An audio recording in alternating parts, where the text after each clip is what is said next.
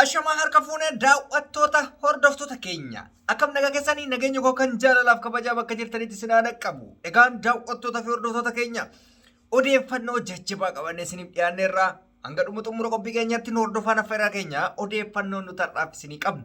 Odeeffannoo isa 3-4 ga'uudha. Odeeffannoon isa jalqabaa. Mootummaan salphina keessa jiraachuu, lammaffaan wayyaaninis salphina keessa jiraachuu, inni sadaffaan waa'ee dhuma kiyyarraa dhumarratti kan isiniif dubbadhu ta'a. Egaan salphinni jira lamaanii maaliif furmaannis maali kan jedhurraa kan isinii dubbadhu ta'a. Salphinnichis lola keessattis kan ta'ame kan addunyaa birattis dhageetti guddaa dhagahamedha. Hamma xumuraatti yoo na hordofte hunda isaatu adda baafattee deemtaan hanga waa'ee kiyyaan bahutti. Waa'ee kiyyan mootuu maal isinitti fakkaate? Namoonni hedduu bilxiginnaa taate naan jedhan. An bilxiginnaa ta'uu koo ta'uu dhabuu koo ifattiin isiniif baasa jechuudha daawwattoota keenya. Egaan ajandaan keenya har'aa kana fakkaataa. Namoonni chaanaalii kiyyaaf hariyaa taatan yoo jiraattan subscribe gochuun maatii keenya taatanii odeeffannoo diraamaa entertainmentii adda addaa fi wantoota garaagaraa kan isin biraan geenyu ta'a. Nu faana tura. Egaan daawwattoota keenya salphinni biltsiginnaanis salphinni wayyaaninis keessa jirtu gurguddaadha. Salphinni isaan keessa jiran maalinni fakkeenyaaf yeroo ammaa kana akkuma beekamutti lola hamaa 7 oliif deemsifamaa tureef wayyaaneen lafa dhoofte yookaan wayyaaneen daaraa taate biltsiginnaan irra ooluun beekamaadha. Haa ta'u taateewwan lolaa kana keessatti lubbuun gamaaf gamanaa hedduun wareegamanis akkuma hundattuu wayyaaneen kuftee yookaan baddee jirti. Biltsiginnaan immoo injifatteerti. Maaltu biltsiginnaa kasaarse yookaan maaltu wayyaanee kasaarse jenneetiin hin deemna. Samoona isaan lola turan sanitti gamtaan Awurooppaa gamtaan Afrikaa fi baankileen addunyaa jaarsummaa taa'uudhaaf mootummaa Itoophiyaa haasofsiisaa turan ni beektan hundi keessanuu. Gaafa haasofsiisaa turanitti Itoophiyaan dhimma keessoo kennaa tasa eenyuyyuu hin galchinu kan jedhu deebii deebisan.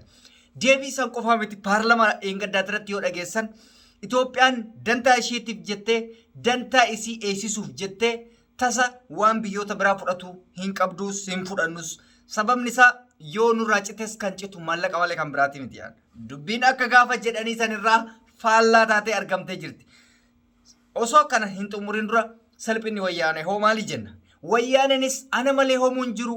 Addunyaa kana nu malee hoomuu hin jiru. Dhukaasa afaanii funyaanitti lolli nuuf aadaadha. Aadaa keenya keessa seenanii kun lola keessa seenne aadaa keenya keessa seenanii jedhanii osoo kuntaalan nu guutan. Kuntaalan nu guutuu qofaayyuu miti nuti ijoolleen Oromoo bakka biltsiginnaa reefu diina argatti boqonnaa keessa gallee jirra. Kana booda Oromoo hin ajjeefamtu ofii ol fixxi jarri gaafa jarri ol fixxu Oromoon immoo boqattii jennee osuma nu akkas jennu torbee takka hin geenne jarattiin dhabaman sun. Oromoon bar Oromoon tun goota rabbi na hayaatu goota cimtuudha. Maaliif goota beektanii? Diina waggaa meeqa? Waggaa 150 kan gabroonfate wajjin lollee. Waggaa 27 kan gabroonfate wajjin lollee. Waggaa 2 tanu gabroonfate kana wajji lolle Hayilamaariyaamii wajji waggaa 8 lolle waa takka harkan kennan nagarraatitti lolaatuma jira. Wayyaaneen garuu kan hin jirti biyya Itoophiyaa tana keessa biyyattiin gootaa biyyuma wayyaanee sanii harkan kennattu tasumaayyuu inumaa namni si oli biyya san keessa hin jiru dhuma jennu torbee mataa keessatti harka ofii dhiqatte harka kennite. Argite ay Oromoo ta'uun kun rabbii dhugaa rabbii hidhannoo dhabnee bar silaa hidhannoo qabaanne amma abiyyimmaan kun waan hafuurri Oromoo keessa jiruuf baacaa dabaleessuuf waan hafuurri Oromoo keessa jiruuf dimixmaatii isaan hafanii ari'anii bar jaratan hafuura Oromootu keessa jira. Silaa ammootu Oromoon guutuun kan hidhatu taate laali addunyaan hin injifatu ummata abdii kutatu miti ummanni Oromoo kun yaabu rabbi dhugaa siif himaan mee dhuguma taasifaa wayyaanee tana namni akka gooftatti ilaalaa ture. Akkuma Itoophiyaatti namni agasii hidhannoo qabu jiru namni agasii gootan qabu jiru. Torbe mataa keessatti garuu hafuurri isee cite awwaalatti. Maan si ajaa'iba uummanni Oromoo kun uummata akkamii akka ta'e ajjeefaman hin dhuman dhumuu gaanii bar uummanni tiippelleewwan harka kennatan maaliif beektaa? Uummata miliyoona 5 dhumatu kennan zarii kennan badeedhanii harka kennatanii dhiyeessanii. Sinii galaa? Oromoon garuu waggaa jaarraa tokkoof walakkaa ol. Jaarraa 2 ga'uu kenne baramma jaarraa tokko walakkaa waan turaan haasaa turre jaarraa 2 ga'uu kenne oddoo gabrummaa jala jirru harkan kennan ummata harka kennatu abadan ima lola harkumaa lolaa bar masaaraa hidhannollee hin qabu abaawwanti xiqqoo qabdi jarris sanuu kilaashii malee humna addaa waan akka taankii waan akka rookeettii kana qaban akkasuma asumatti abdiin kutaan ni agarraa inuma jiran. Garaagarummaa uummata TPLF fi garaagarummaan Oromoo isa kana. Oromoon addunyaa irratti goota ta'uusaa nan amane an dhugaa rabbiitti. Ismaayyuu mootu TPLF kan injifatamteef ijoollee Oromootu injifate. Ijoollee Oromoo warra bilxiginnaa ta'an iyyuu malee Oromummaa qaba. Maqaan isaanii Oromoodha. Baacaan Dabalee Oromoo, Biraanuun Juulaan Oromoo. Namichi ka qilleensaa ka qilleensaa humni addaa qilleensaa sunis Oromoo Wallaggaa. Abiyyiin jedhan kunis Oromoo. Hafuurri Oromoo waan keessa jiruuf Oromoo waan shattataniif jechuudha. Injifatan. Oromoo guddicha immoo Oromoo sabboontota waannonni kun hidhannaa kan qabne kan kilaashii takka kan qabne akkasumatti inuma itti falmaa jiran jechuudha. Kana Oromoon goota akkanaa ta'uu isiniif ibsuu fi amma ajandaa isaaniitti itti deebina jechuudha. Ajandaa isaanii salphinni maaliin yoo jenne wayyaanee yaa'u guyyaa torbe matakka harka kennattee deemutu salphinaa uummata abdii itti hortee kilaashii fi hidhannoon injira biyyattii Itoophiyaa keessa jedhame achitti walitti qabattee mana keessatti walitti qabattee garuu odoo tokko irraan tokkosin parsantii 10 odoo irraan tokkosin fiidee galuu isiitu salphina. Biltsiginnaan oo maalis salphattee jenna.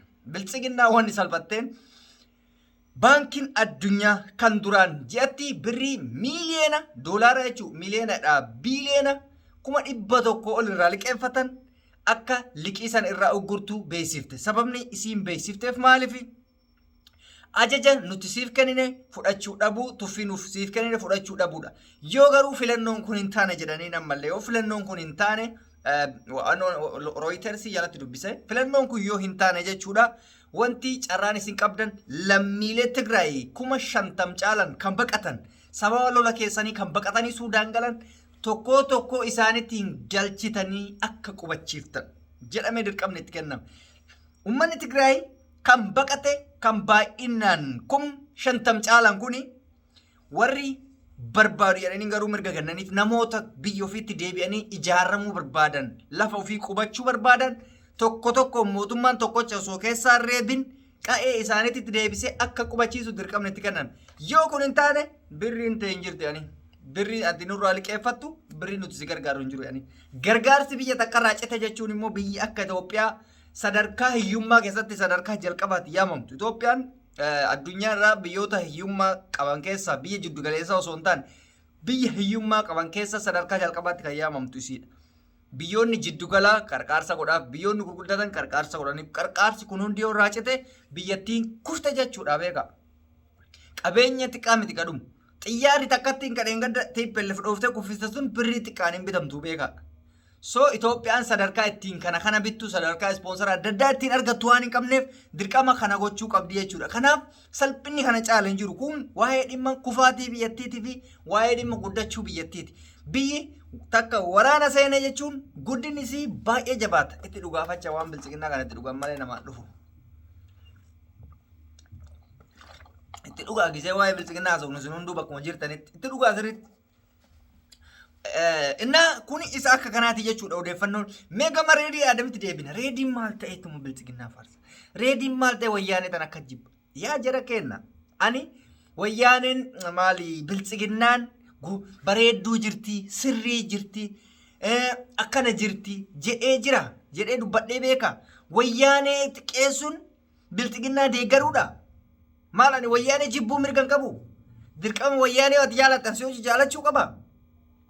Ilaalcha koo malee keen ta'uun hin ta'a. Arreediin bakka waan biltsiginnaa waan wayyaana jibbuuf qofa biltsiginnaa jedhamee jira bakka.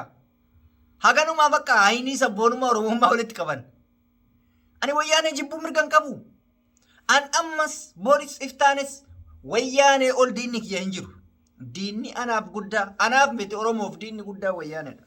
Naaf xanyat taane ittaanii biltsiginnaa ammis hin jettan tana. Immootu wayyaanee jibbuun tasa biltsiginnaa naman taasisu.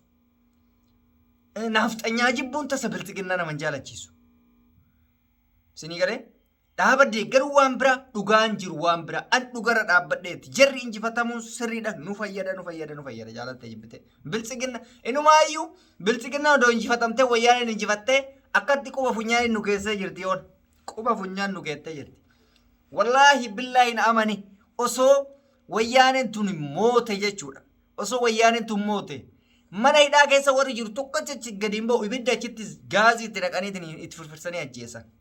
Ta'a isiniin jedha deeggarus baadhatiniin namichuma afaan beeynu kanaan akkatti wal tumuun wayya ta'a diina badhee nutti yaamina abadan naafxanyaa nutti yaamina tigree nutti yaamina maali nutti yaamina namichuma afaan beeynu kanaan akkatti wal tumna dandeenyu muka jala teennee walii galla dadhabnu akkanatti wal tumnee kabiraa achumatti bakka buufanna malee amba jala fiidanii amba nutti fidina ani jala sararee isinitti maan biltsiginnaas miti dantaa biltsiginnaa teessin qabu boris hin ta'u biltsiginnaa.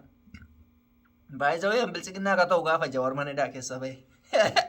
Osoo biltsiginnaan irra Jawaar natsatti baatee jirta bilisa baatee jirta ati ilma abbaa gadaati ati hayyuudha dogongoraan si hiine nu of kolchi odeedhaniin ani biltsiginnaa ta'a dhugaa isin hima. Garuu hanga inni hin baanetti ani biltsiginnaan ta'u hangas hayyoonni Oromoo mana hidhaa keessaa hin baanetti kan akka Baqqalaa Garbaa Abdii Raggaasaa fi kanneen kana fakkaatan hanga hin baanetti ani biltsiginnaanis akkuma wayyaanee anaaf diina.